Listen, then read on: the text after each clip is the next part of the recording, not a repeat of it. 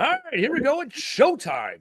Welcome to episode 142 of the Trash Talk Business Podcast. This is our opportunity every single week to come together, to collaborate, to get some creative juices flowing, maybe a little bit of competition every now and then to grow, scale, and build our junk removal dream. My name is Andy Weins, owner of Camo Crew Responsible Junk Removal right here in Milwaukee, Wisconsin. Today I have my friend Dalton from Dayton, Ohio, joining us on the podcast. Dalton, welcome to the show. Thanks for having me again, Andy. What's your last name, Dalton? I looked down, I was like, I want to say Walton. I don't know why. What is it? That's close. Williams?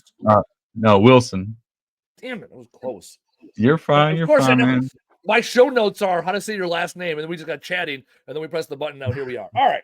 You're fine. You're fine. Just remember the ball from Castaway. You're good. There we go. Wilson. All right, here we go. So Yeah. Dalton's on the show. Dalton, tell us about your operation. You're junk removal operator out of the Dayton, Ohio area. I'm going to clear the air right now. Notre Dame did not show up last night. They gave up. They did not. I'm fighting Irish guy all over, right? I'm a Notre Dame guy. Look, 18 plays, 10 minutes, 75-yard drive, pounding the ball.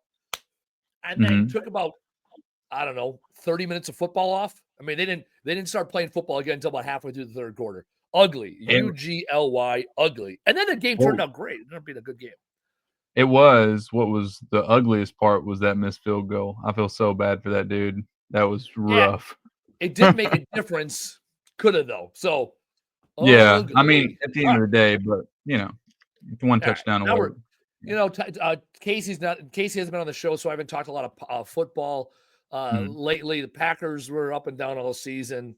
Lions lost, no big deal. All right, let's get back to the business. All right, Dalton, tell us about your operation down there in Dayton, Ohio. Sure. So we're at the moment we're a one truck operation. Going into summer and ending into the fall, we were a two truck operation, but currently running. We have two trucks, but we're only using one with the current capacity.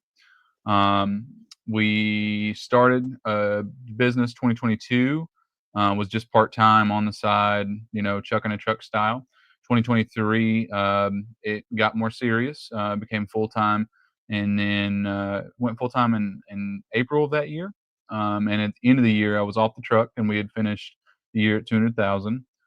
This year, we finished the year at 350, just a tick under 350, and plans to do more. This is last month has been with the holidays in the middle of the week, and then the weather that we've been getting, it's been a little tough. But other than that, I mean, yeah, everything's rolling. Okay, so I like that. 200 to 350, that's pretty good normal growth, right, from year one to year two, 2 to 3. What's the goal this year? Goal this year mainly is honestly to be more profitable. We're not trying to increase top line revenue so much as bottom line revenue. To retain more of that profit, because we spent a lot of money this year, and really I was grinding gears trying to get everything just as absolutely as profitable as possible. And at the end of the year, it's like you're left holding an empty bag. You're like, man, this winter's gonna be tough. Yeah, again, I've said it before, I'll say it again, right? Revenue is for revenue is for vanity, profit is for sanity. I had a couple years ago, 2 years ago, I did almost $2 million in top line. I had no money going in the winter, right? It was like, where did it all go? Like, felt good all those weeks, man. We're fucking crushing it. And then come mid-December, I got no money going into it. Yeah. And now what are we gonna do? So you were on the show about almost a year ago now. It's February of 2024. What has been? So I like that. When I ask you where you're going, I'm thinking you're gonna give me a revenue number. So the fact you're like, hey, revenue is what the revenue is. I want to get my EBITDA, my earnings before interest, taxes, depreciation, and amortization higher. Also, there's an argument now about how EBITDA is not a great number. It's net profit, right? So let's just say net profit. The money you have when it's all spent, taxes are paid, everything else, the money is. So I love that. So a year ago, what have you learned? What were some of your top takeaways? So for our listeners out there that are, one truck operations and are trying to get from that $250,000 to $500,000, what were some of the things you learned since you were on the show last time that have supported you grow? Because you grew at the end of the day, right? You grew, 75% growth year over Yeah. year. And that's huge. Yeah. I learned that growth comes at a big cost. That Yes. you can pay to play your way into a big credit card bill. Mm. That you might not be able to pay off. So, if I had any advice for me, myself a year ago, it would be to chill out on first, it would be to get SEO up and running. That was something that I had Mm. neglected.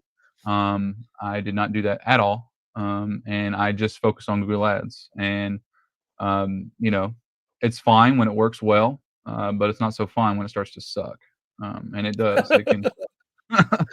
Here So we go. What are we? We are 7 minutes in, 6 minutes in.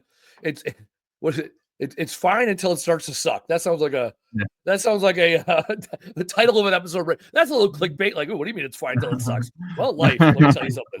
Right? Yeah. Well, So yeah. lack of diversification on your Mhm. marketing efforts, and even a lack of diversification on your marketing efforts online. I remember I met these cats a couple years ago at JunkCon. Shout out Mhm. JRA, put that on down there in Raleigh, North Carolina. Anyways, we went down there, and these guys, I was like, hey, Casey and I were sitting there eating fried chicken. Great fried chicken in Raleigh, North Carolina. Not so great at the barbecue. Fried chicken Mhm. biscuits, I fuck with Raleigh. Barbecue, not so much. Don't get Casey Yeah. started. Here we go. So we're sitting next to these cats. They were from Newport Beach, California. And we're like, hey, man, like, what's your marketing budget? And like, oh, yeah, we spend like $2,000 a month on Google or on Facebook. I'm like, all right, cool. What else? They go, that's it. I go, what do you mean? He's like, well, you mean like Google AdWords? I'm like, no, like all their marketing, networking, yard signs, door Yeah. hangers, like Yeah. business cards. Like, what else are you doing? Right? Yeah. Talk to me. And they're like, oh, yeah, no, we just do Facebook. Like, we just put up a Facebook ad and people call us. We just go bang jobs. And they were right about two young guys, good dudes. And they were right at Yeah. like 200,000. And the next year they're at 200,000. Like, well, how do we grow? I'm like, well, there's only so many people on Facebook. And there's only so Yeah. many people that buy online, right? Some markets are more saturated than others buying Mhm. online. There's other diversification. Okay. So one lesson you learned was a lack of diversification in marketing. It's good until it ain't. Yeah. And it can and when you're only doing one thing, it ain't like you got another lever to pull. It's like higher. Like, yeah, you got one lever. Okay, what else do you learn? Okay. Another thing that I learned was, I've heard people say it before. Maybe you've said it before, but two trucks is one truck. Three trucks is two trucks. So like you need a backup. You need a backup plan Mhm. for when things go wrong. And if you like, just recently we had the truck and it had a blowout and had a whole fiasco. But I was not prepared to deal with that, and I should have been. It's a common problem, but I wasn't prepared for that, and that Mhm. was just negligence on my part as a leader. Um, so just being prepared for when things go wrong, because still at a small stage. Something's going to go wrong. You're at a bigger stage, so something probably goes wrong once every day, once every week, often. So Once let's make it through an hour. You know what I mean? yeah, Yeah, maybe, yeah, maybe not wrong, but something every hour isn't to plan. When I go to right, operate, right. so 2 weeks ago we were at annual planning. So 2 days offsite, my whole leadership team. So we took our Mhm, most senior guy who's a team leader, and over the course of December, we taught him operations. So mhm, he's done estimates and like he's done a bunch, but like sitting on the phone and like solving problems. So after day one, we're fully invested into future focused, working on the business. We're in a hotel. We're staying offsite. All this shit. And about I don't know 3:30, 4 o'clock on it was on Tuesday, the first day. I go, so what's the word from the rear, right? Referring back to here because we're on the front, they're the yeah. rear, whatever. And my sales and ops guy Mike goes, I haven't heard from Dan all day, which means everything's going smooth, or he hasn't even time to call and complain. I'm like, good, Or like and and then we found out what was that. Like at the end of the day, it's like he's like, yep, things went to shit, and then we fixed them and we moved on. And then same thing happened on Wednesday. It's like, yep, something goes to shit, you fix it. And then today we had annual training or quarterly training. We bring our guys in, all of our guys in one day a quarter, full training. And when I was like, hey, how'd Dan do those 2 days? They're like, felt like normal. It's like, all right. And Dan's like, yep. Like, I realize how much shit you guys deal with. It's like, yep. And like yeah, that's junk removal, baby, right? This is not a yeah, sterile environment, right? Life is a contact sport. And then junk mhm, removal, we go out there, eyes wide open, ready to get punched in the face by everything coming our way. And the more trucks, the more problems. So, and also the math. Let's talk about this math exercise you said, right? One truck is really two trucks, right? Two trucks is really three. One truck. Yeah, two trucks is one truck. Yeah, one truck running. So when people ask me how many vehicles do we have, I own 14 trucks, 14 total trucks, of which 10 of them can service customers. And I mean, up to like 12 when we're really pushing it. Right. Well, let's start here. So I have 10 trucks in my fleet. I'm normally running 6 to 8. Now, my last 2 trucks are pickup trucks with open trailers. Like that's the shit hit the fan, got to make it happen kind of trucks. And it's like, yeah, we can run 10 trucks in the summer. There was one day this summer, I think we ran 10 or 11 trucks. I mean, it was la-di-da-di, every vehicle's on the road screaming. This time of year, I'm happy when 4 trucks go out the road, right? When we have 4 trucks out, we're making mission because the goal in January is half of the revenue goal in July. So I can run 4 trucks right now in January, make mission, and I got to run 8 trucks in July to make the mission for July. So the thing is, the truck payments don't give a shit. I still got 8 truck payments for those trucks in July, or in January, even though half of them are sitting in my yard every day because I need to be ready for July. So whatever equipment you think you need, if you're getting by bare bones, you're not able to scale.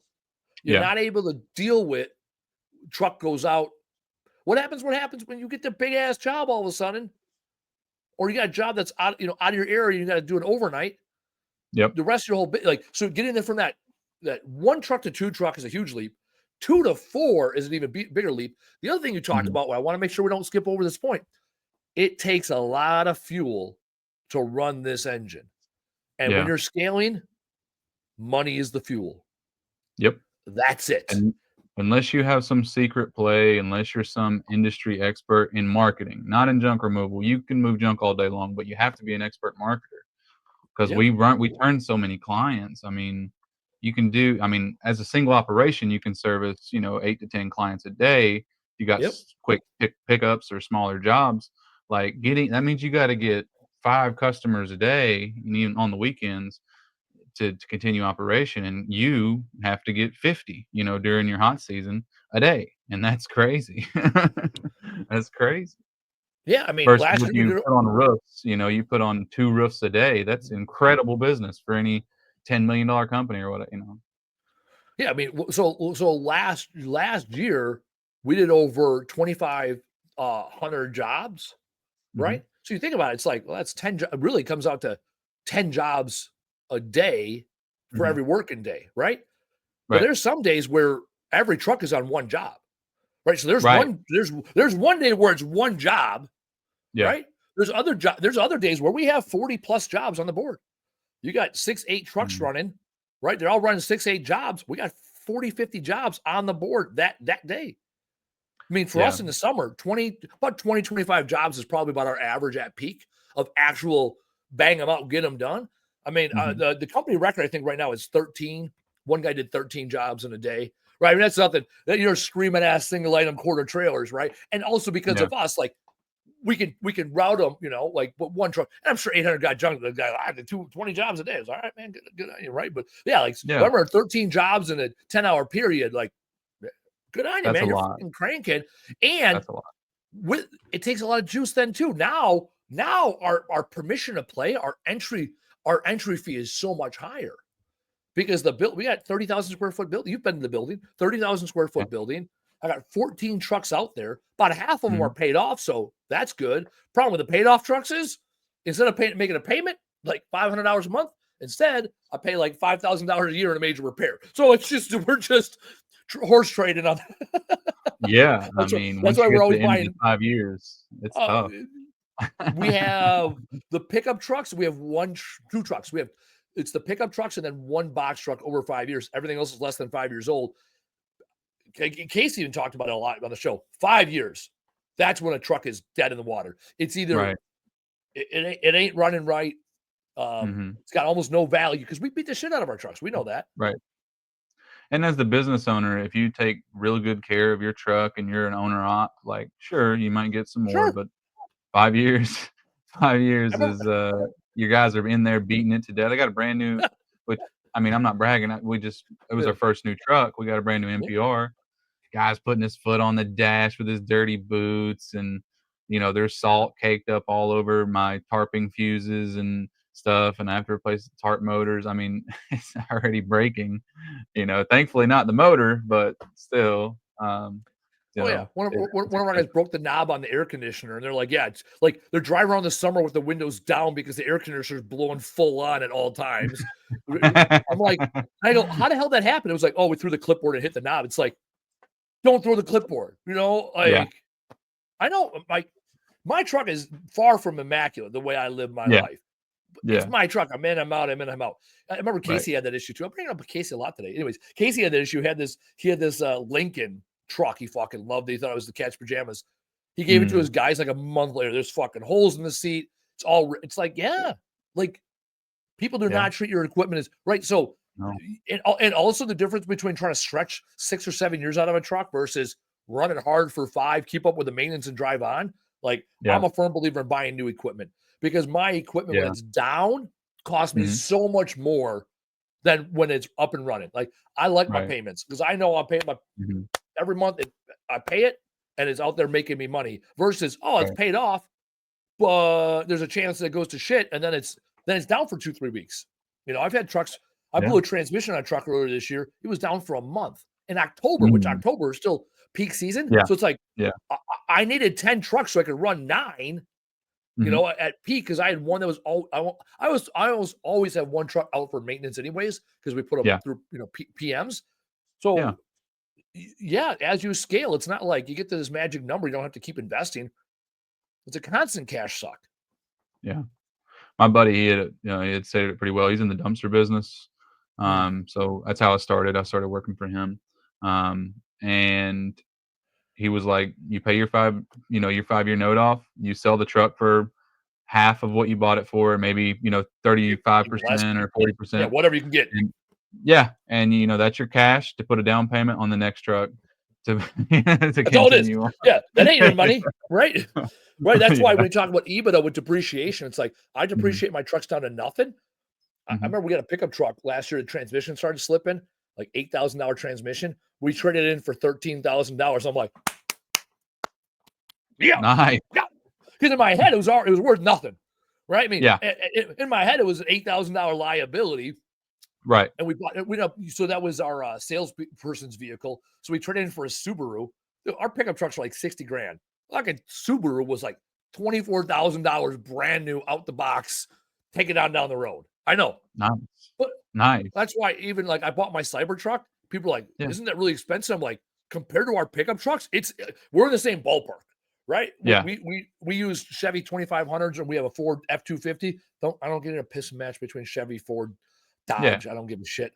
For a well-equipped truck, quad cab, 8-foot bed, the tow mirrors, tow package.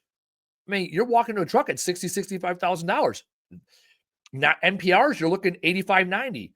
24-foot box trucks, you're looking at $120 with a lift gate. Like, that's the cost. Within reason. When someone's like, I got me a truck for $20,000, I'm like, run her as long as you can. And the second it doesn't pull the trailer, right? You got yourself a half-ton truck. Ain't gonna get it done. It'll only last you so long. That's how I started. Was a 3/4 ton pickup that didn't even run, and I sold it as soon as I got the chance to, and got one that was slightly better, and then finally got a brand new rig that I put a large down payment on because I had no business credit, and now we make the payments. Face it while you make it, baby. Face it while you make it. Oh yeah. We were bootstrapping and cashing as long as we could until we jumped until we had a little bit of. I had an 807 or 817. I can't remember what it was. I had an 800 plus credit score before I started my business.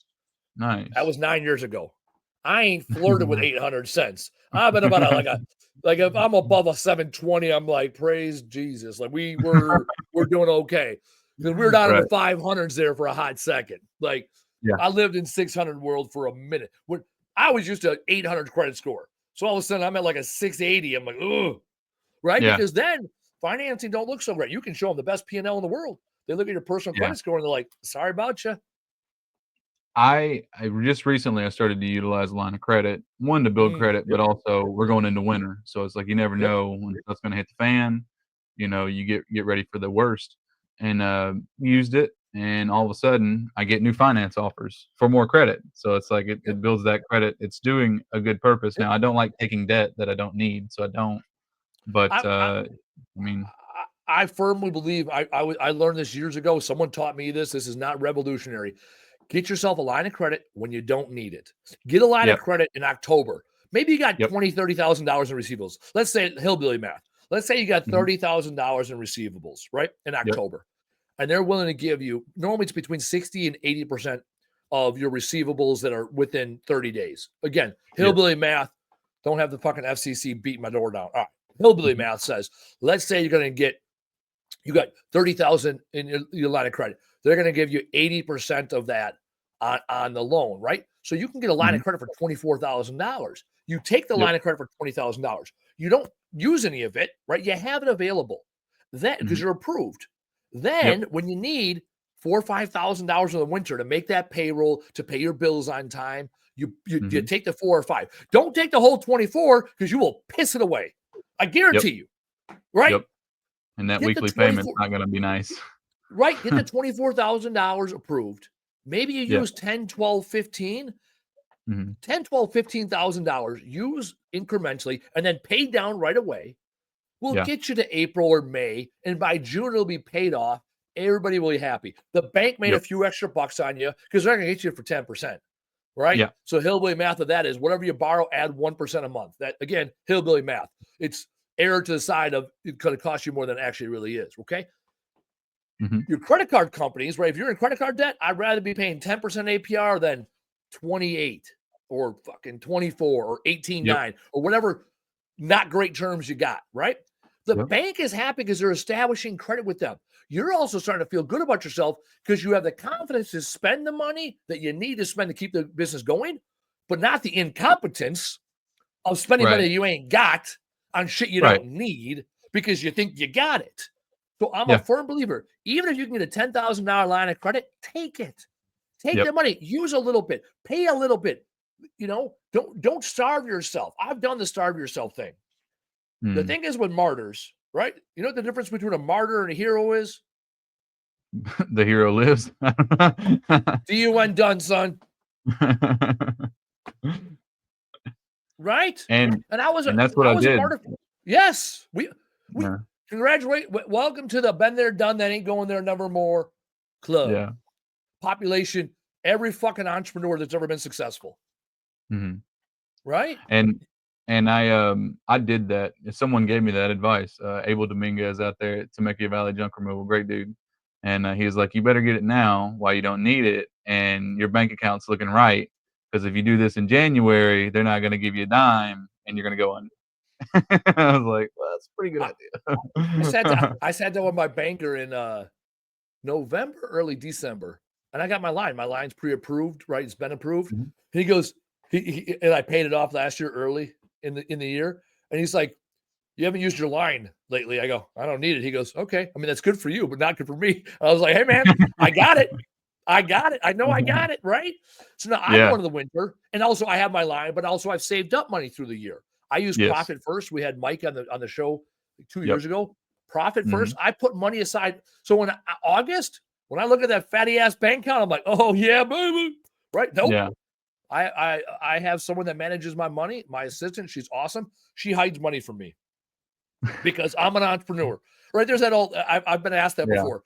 If you won $10,000 or someone gave you $10,000, what's the first thing you do? I go spend 20, right? You give me 10, I'm gonna spend 20 and figure out a way to make back that next 10. Yeah. I'm a gambler. I'm an entrepreneur, Yeah. right? Put it on black. Exactly. Responsibility.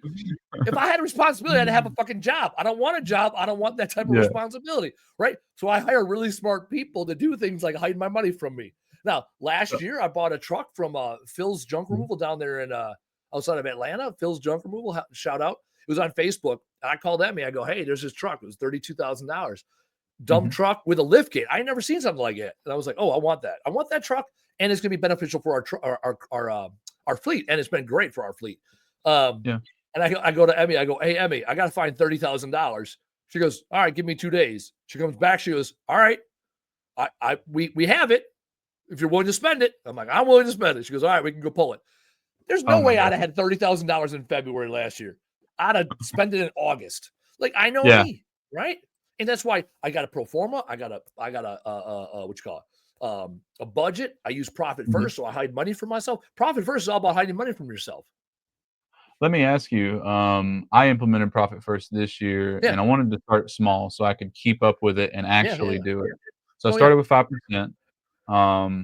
And we maintained that. I'd be lying if I said we kept all that 5%.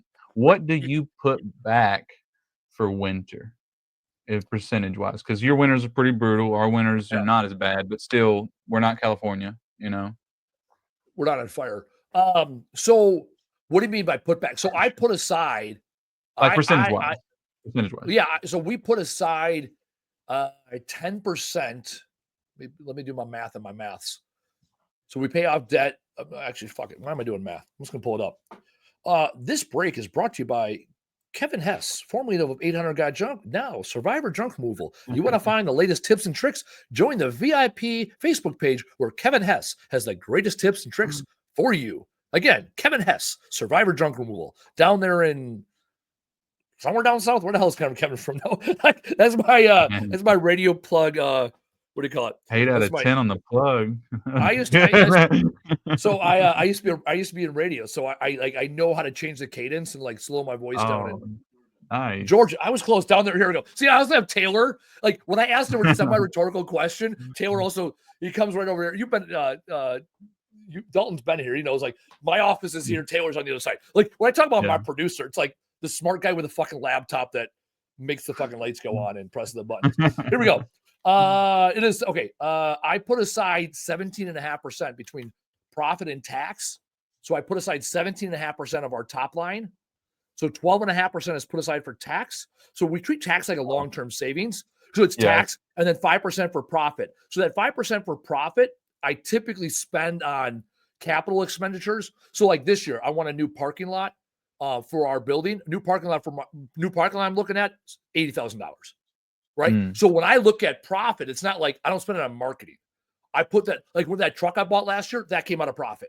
Like, hey, where do we have 30 grand? I pull it out of the profit account because I have the money sitting there. So I look at profit as long-term improvements, assets only. I only buy assets. Right. I got to make payroll. We're not pulling that out of the profit account. Okay. Right. And then I use my tax account. Whatever I don't use for taxes is also it's tax / winter, right? So once I know, let's say I got 50 grand in my, I'm just using hillbilly math. Let's say I got 50 grand in my tax account, right? And my taxes are 30 grand. That $20,000 delta now kind of gets rolled into the profit account or I use that for working capital. Right. Depends. Like right now it's in working capital. Right now, like we haven't paid our taxes. If we run short on money for payroll or a major bill, it's coming out of that account. As long as we know what our tax liability, we're not spending our tax money until we spend it, like until our taxes hit us, right?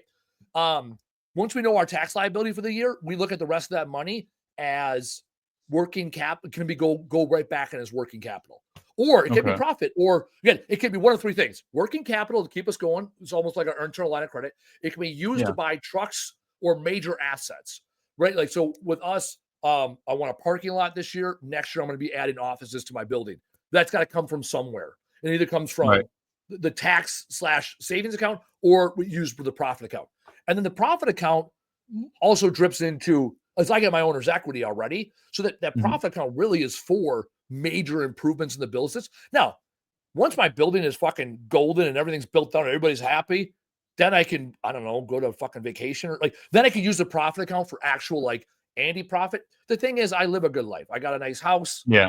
I drive a nice car. I take my daughter on vacation. I get to travel. So again, $50,000 is not going to change your life or do something crazy. Absolutely. Right. Exactly. If there's $20,000 in that account, $20,000 is not like fuck you money. Right. But $20,000, 2 years in a row, 3 years in a row, $40,000, $60,000. Oh, I can make some improvements, right? Like I wanted this driveway, I wanted this new parking lot for 3-4 years. So it's like, Yeah. let's put it aside, put it aside, put it aside, put it aside. And so I can buy a new driveway. Do I need a new driveway? No. This time of year though, the ruts and the asphalt and it's ugly. Like the city ain't calling yet. It's so when we bought this building 8 years ago, they're like, yeah, your driveway's probably 3 to 5 years. Okay, so we got 3 plus 5 years out of it. So that's what I spent. Like again, like if you're like, hey, we have a chance to buy a brand new trailer without financing it. Hey, we're going to buy a skid steer. Hey, I got a chance to put a down payment on a truck. Okay, go for it. If you're like, hey, I want to spend $5,000 on TV or radio ads, no. Like, but that's really it, you know? Or, hey, I got this big project, but it's, you know, I don't get paid till net 30 and we need some money to rent equipment, pay guys, pay subs, you know, temps. Okay, because we know there's a clear path to get that money back. Your profit account, you can play, you know, that's what I'm talking about, that tax/savings account. The profit account, if you want to take 10 grand out of your profit account and try a new marketing initiative, okay. Right? Yeah. That's your money. Like it's the business owns that money, but it's your money to be malleable with. Right. That's good to know. I started with 15% tax and then 5% profit. Yeah. Oh, you're Yeah. I can tell you what you want to know here. I'll click my baseline. I started 1% profit and 1% tax. Oof. 1% tax? 1% tax. Wow. That's crazy. I didn't have the money. I did not. Yeah. Okay. So anybody that's on profit, Well, so I can brag, but I don't have anything there now. So well, okay. But what I'm saying is so when I look at my numbers right now, when I first started this, the profit first, I wanted to get to a point. So that's take 18 months. Yeah. I put 80% went to my OpEx, 1% went into tax, 1% went into profit, 10% went into paying off debt because we have debt on the books, right? That's a big thing. And then 8% went into owner's equity. And that's how I make, you know, that's how, and that also goes into all the things that I do, like the podcast comes out of that 8%, things like that, things I do outside of Camo Crew. But yeah, 1% profit, 1% tax. Because up until that point, we didn't save money for shit on taxes. Yeah. Every year we got our tax bill. Every year we'd be like, fuck, what are we doing? Like that was the plan. Like the plan was like, ooh. Oh, but it's also like when we first started having payroll, we didn't put money aside for quarterly unemployment tax, and all of a sudden we get hit with a $4,000 or $5,000 bill for unemployment. We're like, I don't know how to pay this. So then we just started. So then we had it coming out of our payroll every other week, and it's like, all right, well, the money was put aside. You can't spend money. You can't spend money you don't have. Yeah, that's true. And we realized, you know, like November was great, October was great, December was probably the worst month we had in business. That was terrible for us, at least. But really, our initiative right now in the slow season has been commercial marketing, trying to get in the doors of these apartment complexes, these larger management groups, get on their vendor list, and establish that. Because if we can retain 40% commercial business, then those winter months won't hurt as bad because people are still getting evicted. They're still getting, you know, all these things are happening. So what have you done to target those? What are some of the tactics and techniques that have been working for you? Because we're doing the same thing. I want to learn from you as much as I can teach you. So we went to an event in San Diego with some guys. Abel had put it together. Abel and Dave Leddick out there in San Diego, and a guy out there was doing probably similar to your size operation or more in Minnesota. And he does like 80% commercial, which is crazy. And it was stickers on there with his number, call for a refill, candy bowls. That was how he started. That was simple. He had Excel spreadsheets, and he's like, every month I would go. If they call me, I come back, and I just sit down. I try to talk with, you know, the not the leasing agent. She has no power. You know, you walk right past her, go to the property manager, ask where the property manager is, or the maintenance man, and you sit them down and you say, hey, how could we, you know, make this work once you get your foot in the door? and just establish those type of connections. And all of a sudden, you can be their sole provider.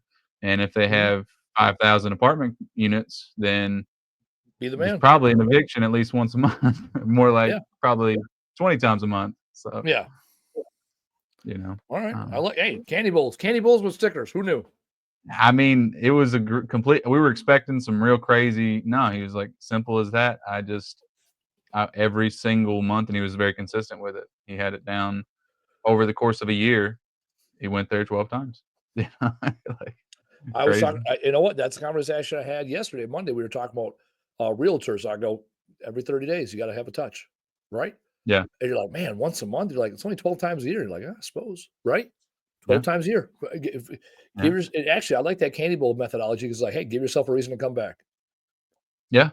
And to the person sitting behind the counter, they don't own the company, so they get free Nope. candy. Maybe you put some nice candy in there, whatever. Oh But yeah, you go with good shit. Don't give them the yeah, fucking the fucking circus butterscotch. peanuts. Yeah, don't Yeah, give them something that's worth coming back for. right. Not that melty ass Andy's candy you get at the fucking shitty Italian restaurant. Yeah, absolutely. Andy's, that's funny. Good joke. You see what I did there? Yeah, I see what you did. Uh, but that's how he did it. It was simple as that. It wasn't any fancy method, and, it was other than that, focusing on Instagram and trying to build that platform up Mm, because there's tons of realtors on Instagram. That's yeah, another commercial asset, and they said, it used to be TV and commercial, but now for businesses, those TVs and commercials are on Instagram. yeah, That's where the realtors are, that's where the business owners are. I don't know why just Instagram, which that was the focus. There were a lot of industry experts in the room, quote unquote. yeah, But Facebook, I'm sure as well can do well. But a lot of people are switching to that. So yeah. No, Facebook. So I heard somebody the other day. It's like no one's on Facebook. Someone said that. I was like, oh, I'm still on Facebook. I'm multi yeah, generation.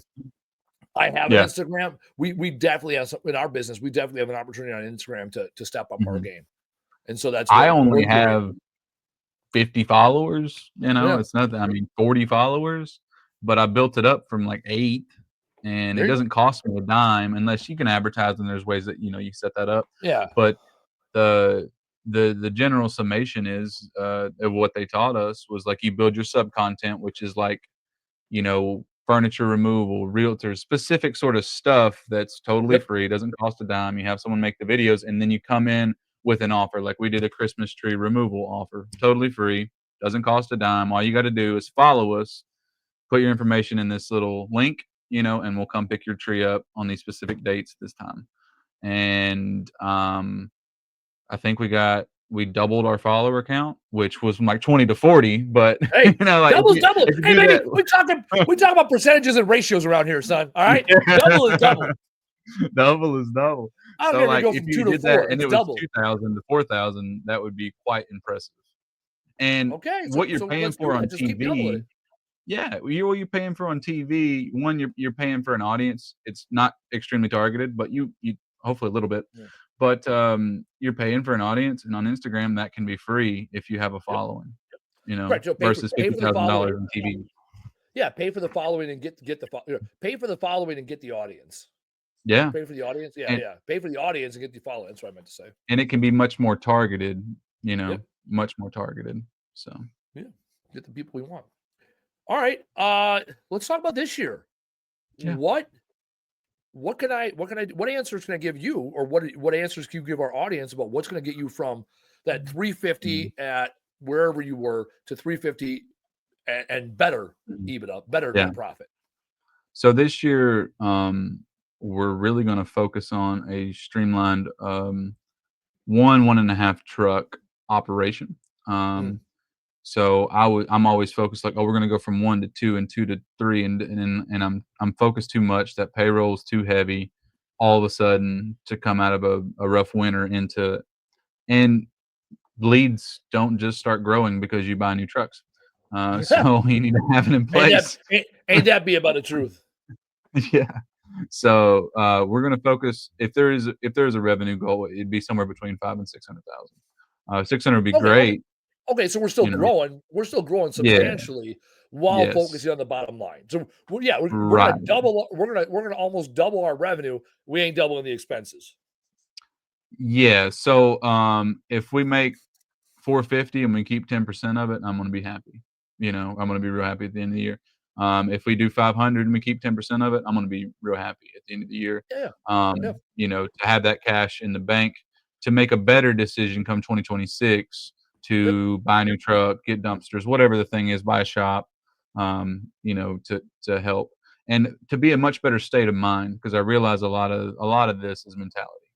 Um, Oh, you absolutely. know, Yeah. When you shift from a scarcity mindset, which I had for years, to an abundance mhm, mindset, it's a yeah, conscious choice. And then what it comes down to is what do I have an abundance of? What can I do? How am I enabled? Right? What empowers me? And then you mhm, stop looking at, well, what don't I have? You know? And yeah, and then you start looking for opportunities everywhere. You look for abundance everywhere. Now, within reason, if you ain't got no money, that ain't something you can be talking about or focusing on. right, Right? Focus on what right, you do have. If you ain't got money, you mhm, probably got time. All right, I got time. What can I do? mhm. Right? I got stickers and candy bowls. All right, like go do that. Right? Like Yeah, that's a low cost entry, right? For everyone's like, yeah, oh, it's expensive. Like, man, doing nothing's also fucking expensive. So yeah, pick a poison, bear the cross, right? In life, Jordan Peterson talks about this, right? You can either choose a cross or have a cross bestowed upon you. So you'd rather spend some money and get some candy bowls, or you want to sit around and be broke? And I'm yeah, not talking about being poor. I'm talking about being broke. Broke in your yeah, mind and your soul and your heart and thinking, I ain't good enough. I can't get this done. Because it takes yeah, time. It takes money. So when you ain't got no yeah, money, you got time. When you ain't got no time, you got money. Right? If you ain't got no time or money, put some fucking effort into it. Right? There's always yeah. something you can give. I'm Time, in money, there effort. reading That's it. Proverbs.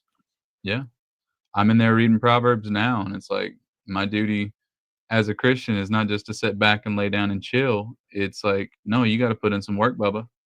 You can't be lazy. There's no you shouldn't be a lazy Christian. That's not really a and also as a like if you live by it as a grid of rules, even though I fully believe in Jesus and his deity, but like if you just live by it as morals, it's like if you work hard in life, what you reap what you sow. You know, Absolutely. you're gonna have a harvest. So um, Right. Well, deity aside, right? There's some good, just straight up lessons. Like put the mhm, work in, give before you expect to receive. Right. yeah, Entrepreneurship. I remember a couple weeks ago, I was doing a career fair with kids. And they're like, "Can you make a lot of money as a small business owner?" I'm like, you pay to be a business owner. Like you don't yeah, get paid, you pay." Right. So it's that cost give a lot of first money. before you receive. What can I Yeah, give? What can I do?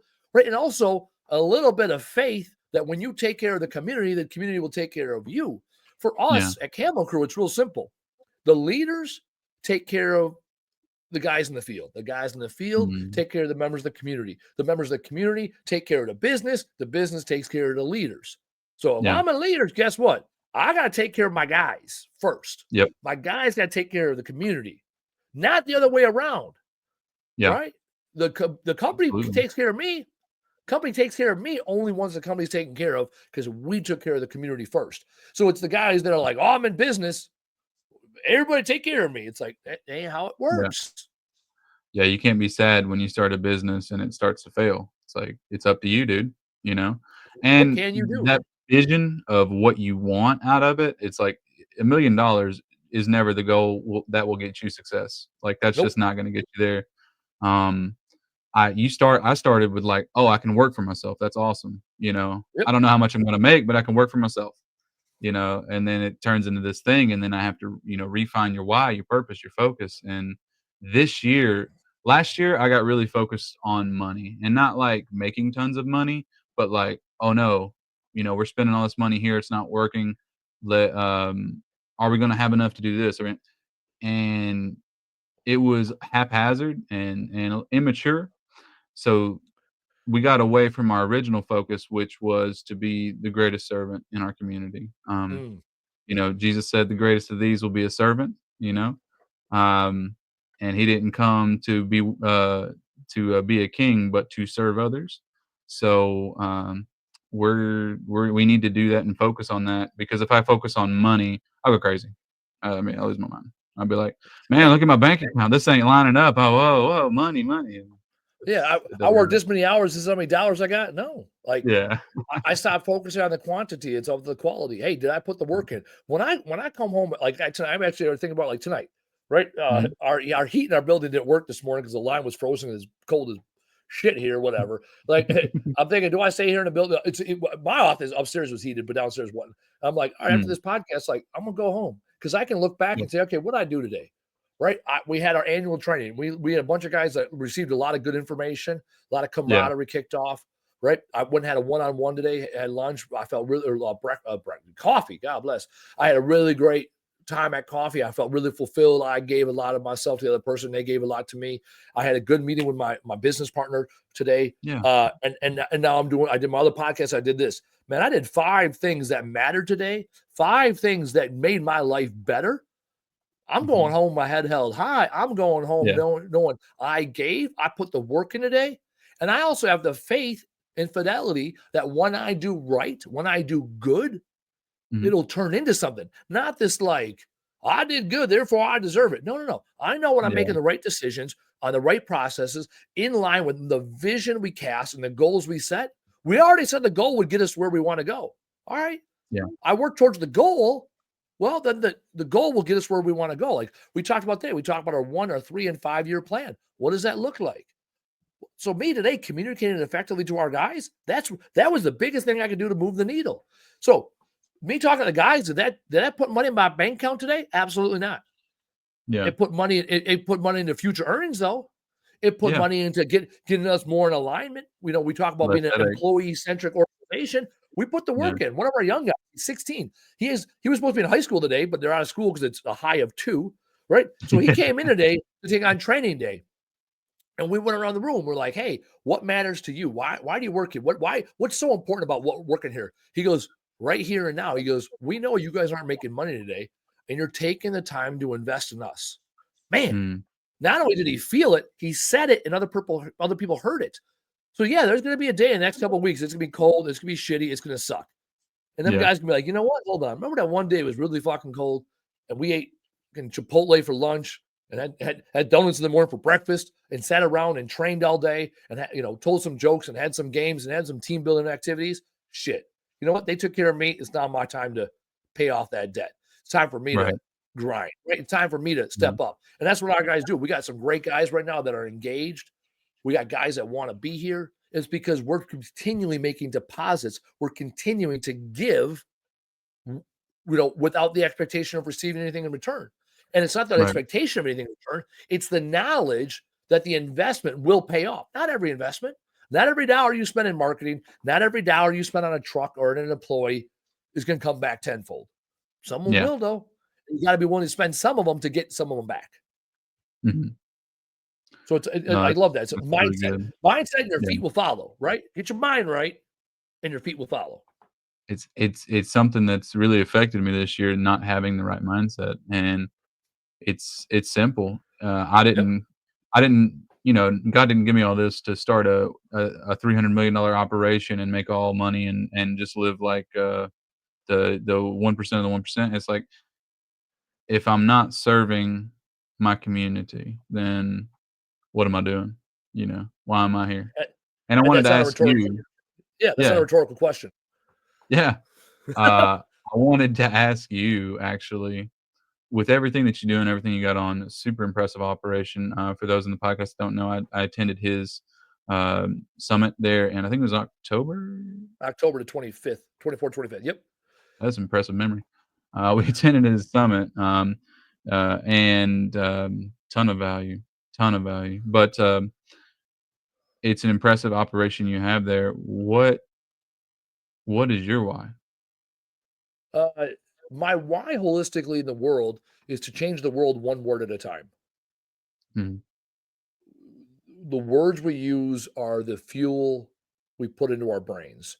Stephen Mm. Covey, 7 Habits of Highly Effective People, talks about how thoughts reap actions, actions reap habits, habits reap uh, behavior, behavior reaps destiny. That's a Breaking good that down, it quote. starts with thoughts, though, right? Well, it really doesn't start with Mhm. thoughts. We have 70,000 words a day we use internally that map out those thoughts. And so the input is words. That's something we have control over. We can use our big brain, our creative, clear, confident brain, to choose the words we use, 70,000 words in within our thoughts, 7,000 spoken words a day that will reap our destiny. That, the path, the path of, 1,000 miles begins with one step. Yeah. Every word we put in this world, every word we allow to rattle around in our brain gets us one step closer to our destiny. And so for me, for a long time there, it was to breathe life into the people, the products, and the places we interact with. And that's certainly a result, right? When I put the work in, I'm going to make the people, the places, and the products better. I'm going to see more than other people maybe see within themselves. I'm going to get more and get out of people or places, especially, and products, the things we interact with more than anybody else. And yet it's like, well, why do I exist? Right? Mark Twain said it best. The two most important days of your life are the day you're born and the day you figure out why. And I realized that everything I do comes down to the thoughts I have and the words I give.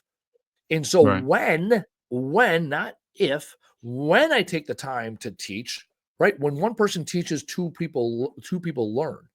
And so when I do this podcast, when I do my other podcast, when I'm writing my current book, when I wrote my current book I'm writing, when I wrote my last book, when I have conversations, when I invite people like you and other junk removal haulers to my house, invite you into my home, feed you, take care of you, teach you, I gave and I got so much out of it. I got more than you did because I got the satisfaction that I gave freely without expectation of anything in return. That's why with this podcast, I don't even watch the numbers. I have no idea what our viewership is anymore.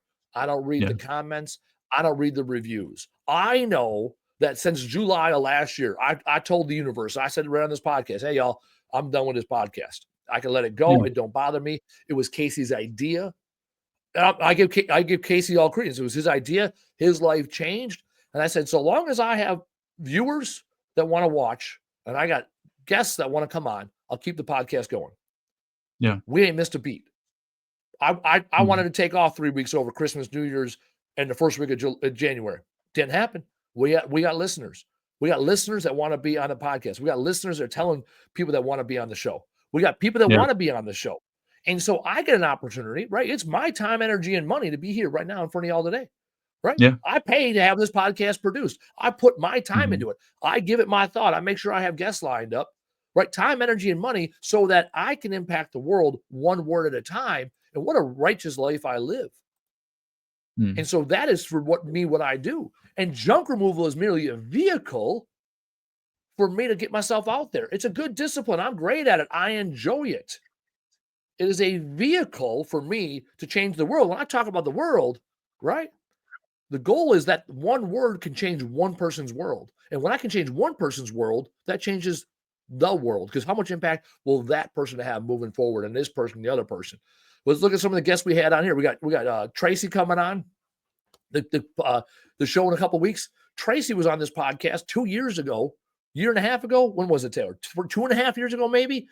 He come on the podcast, and the next day he quit his job and jumped into junk removal full time.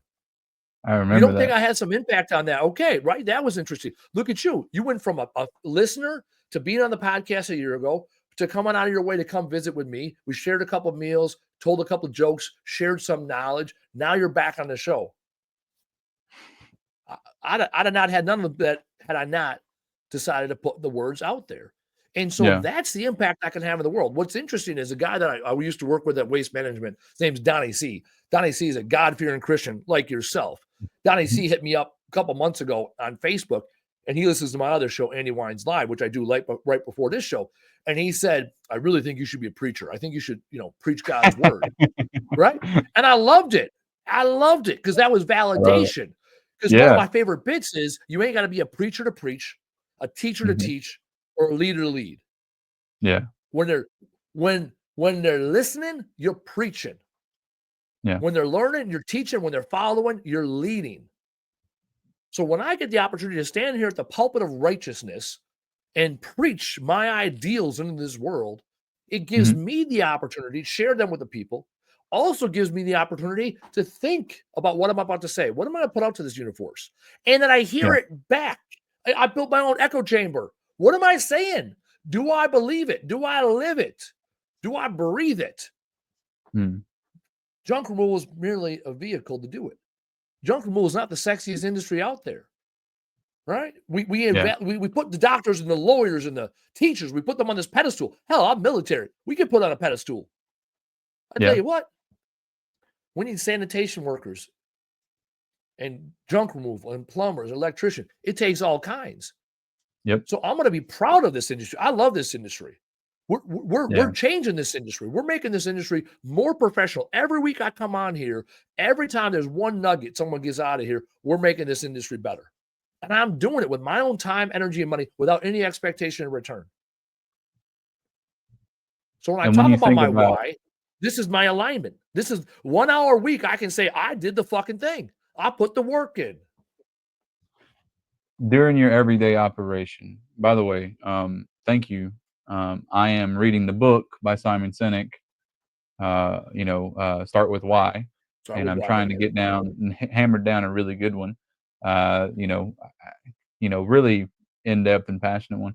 And that was really very helpful. So thank you. What is it when you think about first thing you wake up in the morning, what gets you? Because like you don't have to show up to work. You don't. Okay. You build an incredible operation. You have people in places, great leaders. What gets you out of the bed in the morning and be like, let's go in and do the thing? I don't go in. Nope. I'm not here in the morning. I almost never come in the morning. Hell, it was cold yesterday. I didn't come in until about 12:30. My first thought is, even my assistant, Emmy, she called me the other day about 7:45. She goes, hey, sorry I'm calling you so early.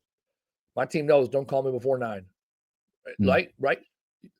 I know that I invest in my time, energy, and money to provide leadership opportunities, financial stability to about 20 people here in this area. And I know that I built the company well enough with processes in place that are systematic, thorough, and repeatable, that other people can follow that vision and turn the company into what they want. And I know it ain't about me or my ego. It's about what we as a team can do to serve our community. I go to bed easy at night. I sleep it in the morning times. And when I wake up in the morning, I know that my purpose is greater than junk removal. And I know that junk removal, owning the company, the financial stability that we have provides me that platform of freedom, right? There's 4 freedoms in this world: freedom of time, freedom of money, freedom of purpose, freedom of relationship. Junk removal has provided me those 4 freedoms. And with that gift of those 4 freedoms, I get the opportunity to live my why, to change the world one word at a time. Now, every year I have a battle cry. Every year. Last year's battle cry was strong enough to be soft. The year before that was execute, execute, execute. A couple of years before that was do the fucking thing. I loved it so much. I live by it. Hell, I got it tattooed on my arm, right? Good real estate right there, Jack. This year's battle cry. I sat down with my business coach 2 weeks ago. We were sitting down having a good conversation. And in the middle of the conversation, he said these words to me, and I go, ooh, that's it. This year's battle cry is no longer me projecting out in the world who the fuck I am and what I'm going to do. This year's battle cry is about being selfish, about who I am and what can I give. This year's battle cry is, who am I becoming? So when I'm faced with that decision, first thing in the morning, I look at that alarm. I get the opportunity to hit the old snooze button. Hell, this morning, 6:15. That's early for me, right? Because 7 o'clock training kicked off. I had that choice. Do I hit the snooze? I'm the owner. I can be like, I'll get there at 7:30. I can text everybody, hey, no worries. And I already know training starts at 7:15, even though 7 o'clock, be here 7:15 training. I know I can snooze that. I know I can come in at 7:15. Hell, I can come in whenever I want. I don't know, right? And I say, who am I becoming? And so this morning when I say, who am I becoming, right? I'm becoming this strong, independent business owner that empowers others. Okay. Well, in order to empower them, I need to be there at 7 a.m. I get to be there at 7 a.m. I get to go over the 1, 3, and 5-year strategy. I get to cast the vision for our organization. I get to be the cultural leader for this company. God, what a blessing that is. I get to do that because who am I becoming is not a rhetorical question. When I leave here today, I got a choice. Do I go home and I'm in the middle of an Army school. Do I go home and write a paper and put the work in? Do I go home and scroll on YouTube? Do I go home and put on some Netflix? Do I go home and read a book? Who am I becoming? Right? That's a choice. Because I tell you, I can sit in the damn YouTube shorts all damn night. Love me some YouTube. Big Easy fan. to do, man. Easy to do. Right. Also, Netflix. Hey, you know what? Maybe today's a rest night. Ain't no shame in watching an hour or two documentary, going to bed early, getting a little rest. Okay. Yeah. Is that going to set me up for tomorrow? Maybe I got some extra ambition tonight. Hey, you know what? Read a couple chapters in that book. I got a book. I know my next book is the five dysfunctions of a team. Patrick Lencioni, right? Is tonight an investment night? Or tonight, do I put the work in to this Army class I'm taking so it's less work for me later in the week so that I have more capacity open on my schedule to do some fun stuff or whatever, right? And none of those are bad. It's not like, well, this one's better than that one. This one's better. No. Who am I becoming?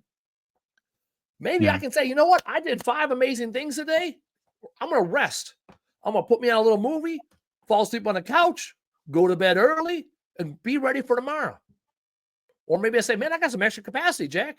Let me do some reading. Let me do some note taking so I can invest myself today for tomorrow. Maybe I take care of the Army paper so I reduce a liability later in the week.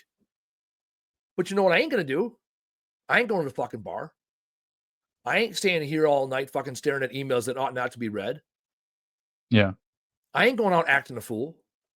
Because those aren't even because that ain't who I become. 2 years I ain't had a drink almost. It'll be 2 years in March. That ain't who I am. I don't do that no more.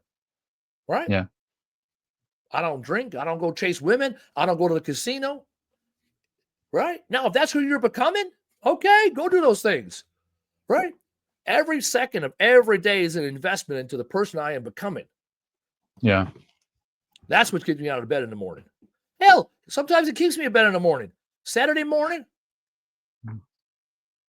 Hey, who am I becoming? I'm becoming someone that enjoys rest, digest. Right? Because I know when I rest and digest, I have a more creative, better day. Ain't no shame in sleeping in on a Saturday morning. When I got obligations, when I got opportunities, when I have the possibility to educate people and inspire people at 7 o'clock in the morning, we get an ass out the bed.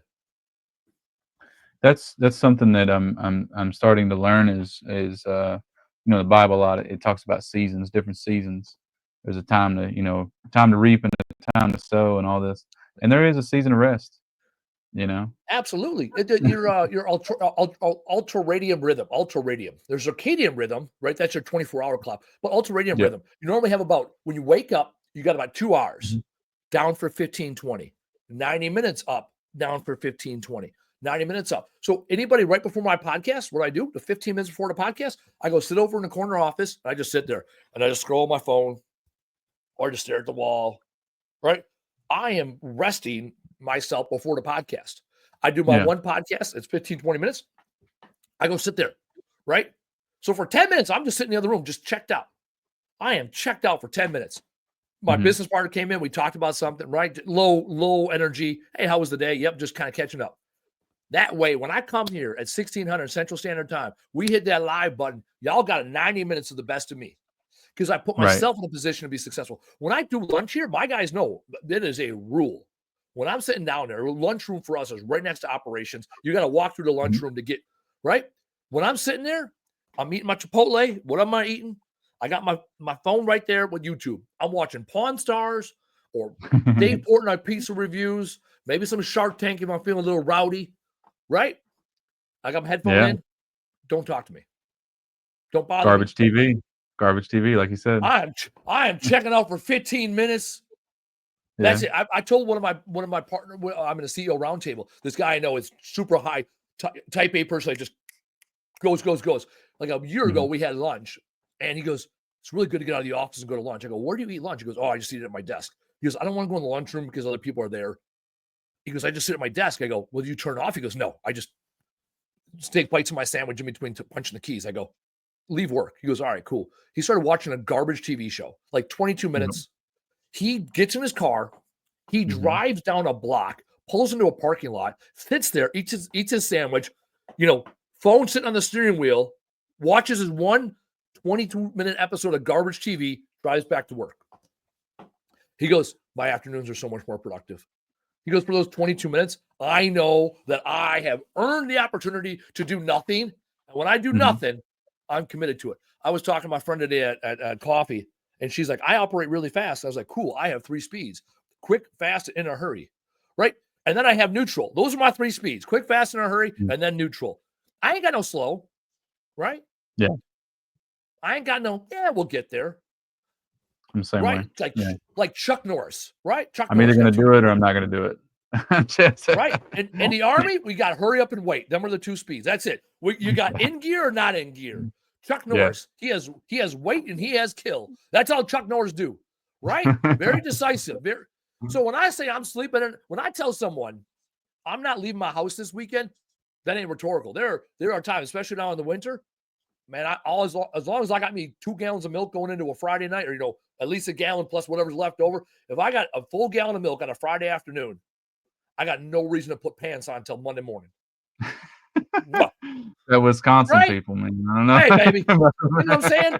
Let me tell you what's going to get done. I'm going to vacuum. I'm going to do laundry. I'm probably going to read a whole ass book.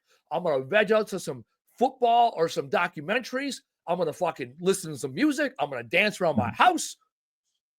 Pants are not needed, Jack. I'm going to wear me some sweats, wear my comfies, basketball shorts, and flip-flops. Crank the heat up to 72, feel a little rowdy. That's a good weekend for me, baby. All these people think I work 100 hours a week. No. Yeah. I work between 40 and 50 hours a week. I'm intentional with the time I put in. And because I'm intentional with the time I ain't putting it in. I'm doing jack shit. As long as it's not unhealthy, right? I can have my YouTube shorts. I know YouTube shorts are not changing the world, right? You know what? That's my garbage. And it ain't fucking womanizing. It ain't boozing. It ain't gambling. It ain't being up all 8 hours a night. It ain't playing video games. I used to play video games, right? None of those things serve me anymore, right? Yeah. So I don't have to, it's not a question of going go, go, go. It's a question of, okay, what are the baseline things that are acceptable in your life and what's beyond? In the military, it's real simple. In the military, eat, sleep, shit, shower whenever you can. Those 4 things, that's the control you have. Eat, sleep, shit, shower whenever you can. And then maybe work out if you're feeling real good about yourself. Right? Oh, man. Take a shower in the middle of the day. I tell you, take a shower at 3 o'clock in the afternoon for no reason. Whoosh, that's when my best ideas come. Right? I'm like, I'm going to take a shower. Moment to think. Absolutely. I've been in, I wake up, I'm still in last night's fucking basketball shorts. I'm like, I'll take a shower at 3 o'clock in the afternoon. All of a sudden, man, I'm ready to take on the rest of the day. 3 o'clock in the afternoon, why not? It's better than no time. Something that I found more that is practical upon what you're saying. I watched Dan Martell, and he recommended he does a 25-5, or maybe it's 15-5. I can't remember, but basically for 15 to 25 minutes, all you can do is that thing you don't want to do. Yeah. All you can do is that paperwork that you've been putting off, that email, whatever, for 25 minutes, the research, whatever, the workout. And then for 5 minutes, you can rest. And you go back into 25, and you do it again. And that's something that I can get a lot of work done in an hour if I can only focus. Not like, I'm not talking about even work. It's like only thing is this email or whatever the thing is. And you can only work on that. And that's really helped me hone in and get some work done because entrepreneur brain, I'm that's thing. Yeah. When I write papers right now, I normally don't do it by time. I do it by, all right, once this paragraph is done, I'm going to go walk me around, make me a cup of decaf coffee, zone out, sit on the couch. I'm like, all right, time to now we got to go write another paragraph. We get to write another paragraph. Let's go. When I used to be in college, what I would do is I would work hard. And it's like for every page, I think it was every page I wrote, I would go play video games for like an hour. Like it was like you get this, you get this. Because I'm like, I got 12 hours. I can procrastinate for 8 and then cram out the last 4. Or I can play 6 hours of video games and 6 hours of writing. Well, shit, I could probably get this done in 6 hours. That's how I wrote my I wrote my final paper. It ended up being 60 pages, and it was sprint. That's smart. Thank you, man, for always just being a incredible host. And even when we went to Milwaukee, you paid for. I mean, you bought everything. You were a super good host and always giving back. And you do reap what you sow. So the end result. I just pray that everything, seeing Andy Weins on stage, presenting, doing his thing, I just appreciate that. That's where I'm going, right? blessings, man. Yeah. I ain't gonna turn down no prayers. I remember we'll leave it at this final point. We'll get to the big finish. There's a guy who used Yeah. to work for me. His name's Alex, good dude. And he always Mhm. needed, we used to work a lot of Saturdays, but he always needed off early on Wednesdays, like Wednesdays at like 4, because he had band Mhm. practice for the church band. And then every other Sure. Saturday he played percussion in the church band. I told him the same Yeah. thing. Hey, baby, I'll give you the time off as long as you put the good word in for me, right? I even delegate my praying, right? I delegate, elevate, baby. So you put the good word in for me. I'll keep buying fish fries and I what have will. you. I will. I See, will. we are leaning on our unique abilities. That's what's up. All right, Yeah. Dalton, big finish, baby. What you got for me? What's your top takeaway from today? My top takeaway from today is, I should be passionate about my own why. I shouldn't say it like a sentence. It should be something that I feel. Mhm. That's my top takeaway. Oh, I love that. I love that. Uh, I love the fact that when you asked me my why, it had Mhm. nothing to do with junk removal. Junk removal Yeah. is a vehicle. For anybody out there, entrepreneurship is a vehicle to get you from where you're at to where you want to be. And when you're saying, I want to make $100,000, I want to make 500,000, that's a thing. That ain't a Yeah. sense of being. Right? I Yeah. talk about the 4 freedoms: freedom of peace, freedom of time, freedom of money, freedom of Mhm. purpose, freedom of relationship. When you chase those 4 freedoms, and when I talk about freedom of money, it's not to have money, it's the freedom from money, Right. right? What money do you need so that you are no longer considering that as a vice? What does that Yep. freedom look like? When you chase Mhm. one of those 4 freedoms, life is good. I have freedom of purpose. That's closer to Maslow's hierarchy of needs, that self-actualization. I am, therefore I matter. So I really appreciate it. It was a great question because it definitely took us on a path that we typically don't get down to here on the Trash Talk Business Podcast. And it's a credit, right? You were on the show about a year ago. Mhm. Um, and so this has been great that we could rekindle. We met each other in real life. This is that community I'm talking about. We're coming up on Mhm. 3 years now of the Trash Talk Business Podcast. 2 months away from 150 episodes. We are creating this community of sustainability. We're talking about Tracy, a couple alibis. Tracy was on episode 9 of this podcast. Episode 9. That was in the summer of 2022. He has not been on the show for 2 years. So last time he was on was in actually about the same time. Oh, no, February 23. So you were on February 24. He was on February 23. So Tracy, 2.5 years ago, heard a podcast, came on our podcast, quit his job as a direct result of coming on this podcast, right? That goes back to that proof of why. I changed the world. I changed his world one word at a time. And so we got Tracy coming up on the podcast in a couple of weeks. We're doing a 2-year check-in. Always a great guest with Tracy. Also, next week we got coming up Louis Vanderwalk, I don't know, from what is it? Blue Carousel, Blue Caraco. Louis Blue knows all crocus. things SEO. Blue, what is it? Yeah. Blue crocus. There, Blue Crocus. I know Like what a it is. flower. Crocus Yeah, if solution. you're in, for all y'all in the junk removal groups, we all know who Louis is, right? So Yeah. Louis is going to be here live on the show next week. Come on to the show. Come on live. Ask Louis the questions. We talked about SEO. We talked about Google AdWords. He's the guy that knows how to make the phone ring. So Louis will be on the show next week. What time are we doing it next week? So I'm also, I want to hear from you. You guys, for the live listeners, if you guys prefer what I do in the afternoon or the morning, there's a good chance I move into the morning here in a couple of weeks. Might work out better in my schedule. Anyways, Louis will be on at 4 o'clock Central Standard Time, 1600 for my military folks next Tuesday. Any last words, Dalton, for the good of the group? Nothing at all. I do what I do because I love Jesus. He changed me, and that's all I live for. So that's it. God bless. You know what? Last week when I introduced you, I was like, God fear and Dalton's going to be here. I said, I think good Christian man that leads with the Lord. Hey, the little bit I know, that's what we work with. I love people that love what they do. On behalf of Taylor, our producer, Dalton, our guest, this has been another amazing week of the Trash Talk Business Podcast. I'm Andy Weins, and I will see you next week. Bye now. Thanks for listening. Tap subscribe or follow to get the latest episode. And if you enjoyed this episode, be sure to leave us a review and tell a friend to listen. To learn more, visit trashtalkbusinesspodcast.com. Bye now.